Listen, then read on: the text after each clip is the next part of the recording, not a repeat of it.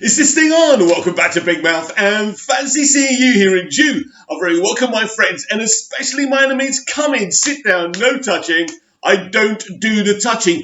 Are you feeling charitable? Then smash the subscribe button and the like button. And please do follow me on Twitter at Movies TV Mad. Is it Sunday already? Yes, welcome to Sunday's edition of the DC Daily. Come here. You're welcome. I must say I had a fabulous time on the Louis Centeno show with subjective reviews yesterday. That's the first time I've ever guessed on somebody's YouTube channel. Really nervous. It was a bit dark from my end and the sound wasn't great either because I've got crappy equipment, but it was a lot of fun and I'd certainly do it again. So what have we got for you today here on the DC Daily, exclusive to me here on Big Mouth? Well, basically, everybody's talking about, what's his name? I've forgotten his name already. Who played Thomas Wayne in Batman vs. Superman, Jeffrey Dean Morgan. I forgot his name, but I remembered it again. That's good though, isn't it?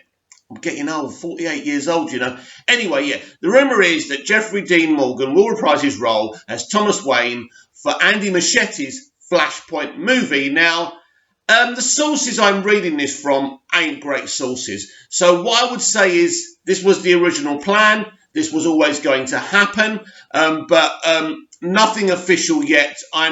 These are the kind of things that are going to be announced at the DC Fan Zone. So, I keep on getting it wrong. It's the DC Fandome. Do you get it? Fandome? Right. Better get that right. So, one of the biggest events, most exciting events in the entertainment industry in years. And I think I said it when this was first announced, this DC Fandome, that we wouldn't be getting much news until then because, they want to surprise us on that day. And it all starts at 10 a.m., by the way, on the 22nd of August. So it's basically a 24-hour thing. So if you're married or whatever, or you've got parents you need to take care of, like me, I've got my dad. Basically, you're just going to have to chuck them in the corner because DC comes first, right? Anyway, yeah, very funny. But anyway, so even though I'm saying they're probably not going to drop much, and we did have the sneak peek of Zack Snyder's Justice League, which was a pretty big deal. That was just a tease for the trailer we're going to get at the DC Fandome as well. So, yes, even though there's a lot of whispers about Jeffrey Dean Morgan being in Andy Muschietti's Flashpoint movie, it's not something I'm saying is not going to happen. I would even go as far as say it's definitely going to happen, and I find that very exciting. But the point for me is that the sources, it's not big sources right now. So even though I'm pretty sure that this was the original plan, and they're going back to the original plans in terms of the DCEU and Zack's plan, at the end of the day, until we hear it, it's not happening. But for me, between you, me, and the Gatepost here on Big Mouth and the DC Daily, yes, it is happening. And as I said, Grant Gustin's The Flash from Arrowverse, from the TV show, will be involved as well. So it's super hype engine. Just imagine on the day of the DC Fandome, all this big news finally being announced. It is an exciting time to be a DC fan. And the Batman is another reason that it's an exciting time to be a DC fan. The Batman star teases Robert Pattinson's really cool performance. This is from Screen Rant, and this is Peter Sarsgaard, who obviously was in the Green Lantern movie as well, and I thought he was amazing in that movie, right? That is the same actor, right? Anyway, the Batman star teases Robert Pattinson's performance. The Batman star, Peter Sarsgaard, praises Robert Pattinson's performance as the Caped Crusader in the highly anticipated comic book film. Actor Peter Sarsgaard has praised Robert Pattinson's performance in the highly anticipated comic book film, The Batman. The film began shooting in early 2020, but had to shut down production due to COVID-19 pandemic. Originally, The Batman was set to be released in June 2021, but was recently pushed back 4 months, now making its debut in October 2021. I'll take that because I think we'll be all right by next year, right? The film will be the next high-profile DC project to hit theatres after Wonder Woman 84 and James Gunn's The Suicide Squad. Directed by Matt Reeves, The Batman will feature several fan favourite characters from the comics, including Catwoman, Zoe Kravitz, and very exciting from her, actually, because she's been talking about her costume and how we would have already seen her in the costume if it wasn't for COVID-19. Damn you, COVID! The Riddler, Paul Dano, and the Penguin, Colin Farrell. The film's supporting cast also includes Andy Serkis as Alfred. Always forget this guy's name if I'm not reading it off, but I mean, Lord of the Rings. This guy's multi-talented. He's going to be an amazing Alfred, and I think it's great casting by Matt Reeves. Jeffrey Wright as James Gordon, more great casting. John Turturro as Carmine Falcone, and Sarsgaard as District Attorney Jill Coulson. After his casting, it was speculated that Sarsgaard could be playing Two-Face, another Batman villain, but those rumours were quickly dispelled when the official cast list for the film was released. However, more attention has been paid to Pattinson, whose performance as Bruce Wayne Batman is the subject of much curiosity. In an interview with The Hollywood Reporter, Sarsgaard discussed his work on the Batman and Pattinson's performance as the titular character. When asked about Pattinson's performance, Sarsgaard stated, "He looks amazing. I have to say he really, really does. He goes on to say the work he was doing was really cool. I really dug his Batman, and I can't wait to see it on screen." You and me and you both, Peter. I mean, whew.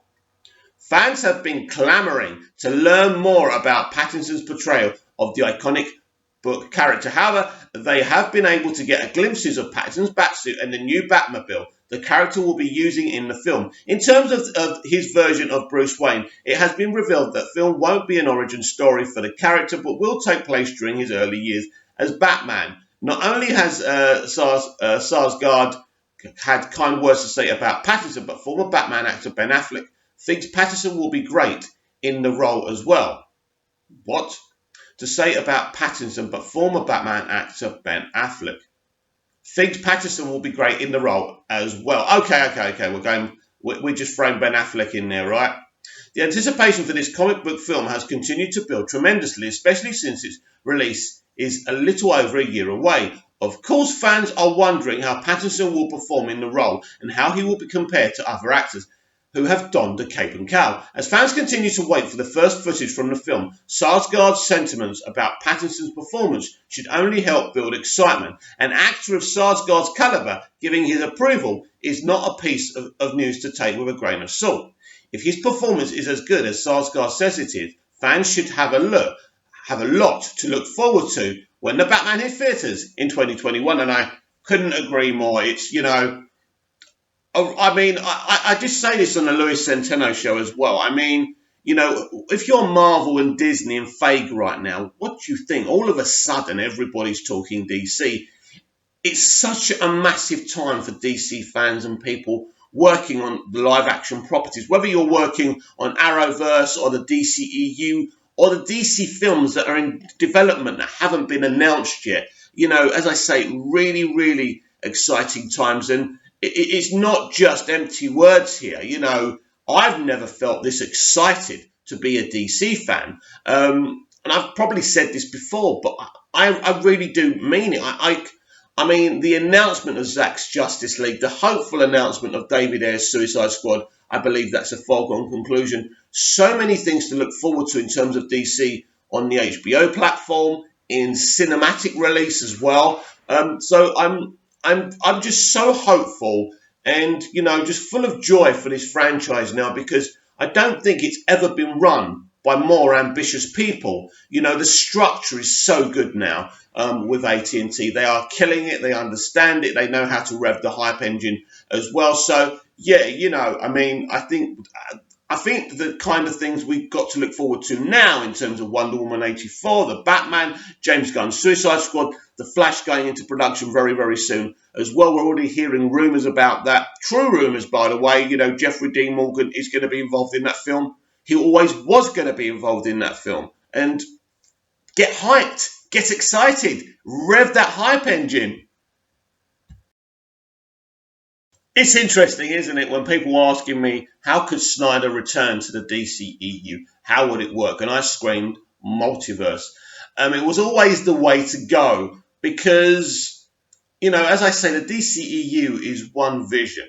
For me, a vision that was never set in DC Earth 1 anyway. That's pretty obvious. When you see Man of Steel and Batman versus Superman and even Suicide Squad and Wonder Woman, they don't look like the characters from Earth 1. You go and read the comics and see for yourselves. So it was always kind of maybe Earth 50, Earth 500, or whatever you want to call it. But, the Snyderverse is certainly not Earth 1. In terms of being the first live action verse as part of this franchising, as part of this model, yes, that's something very, very exciting in the first thing. Yes, I digress. I agree with that.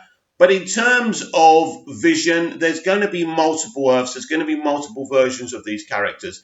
And I always said, even a year ago, I was saying probably this is the way that Hamada is going. And it's just all hype, isn't it? It's brilliant because the hype is real now. You don't even need Tim Foyle anymore because everything we're talking about, like Jeffrey Dean Morgan being re-involved with the Flashpoint movie, it's all true now. So you should just sit back. You should get ready because the DC fandom is really going to deliver some big, big news. It's going to be a day of surprises. Announcements. I do expect Ben Affleck and Henry Cavill to surprise us, and who knows what's going to be announced because Zack Snyder's going to be at the Fandome as well, don't forget, which means you would expect Ben Affleck and Henry Cavill, who were all, at the end of the day, in his Justice League movie, to be sitting there with him. Not with him, because it's a digital thing, so they'll be on their Skype and he'll be on his Skype. But I expect them to be part of the panel, and it wouldn't surprise me. Gal's going to be there with Patty anyway for Wonder Woman 84, and announcements, the future announcements for Wonder Woman on screen as well. And so I would expect her to, cross over to the panel for Zack Snyder's Justice League as well. So just get hyped. Comment down below, like, share and subscribe, and I'll be back tomorrow with even more DCEU Daily, or DC Daily. I forgot there, didn't I? See you again soon.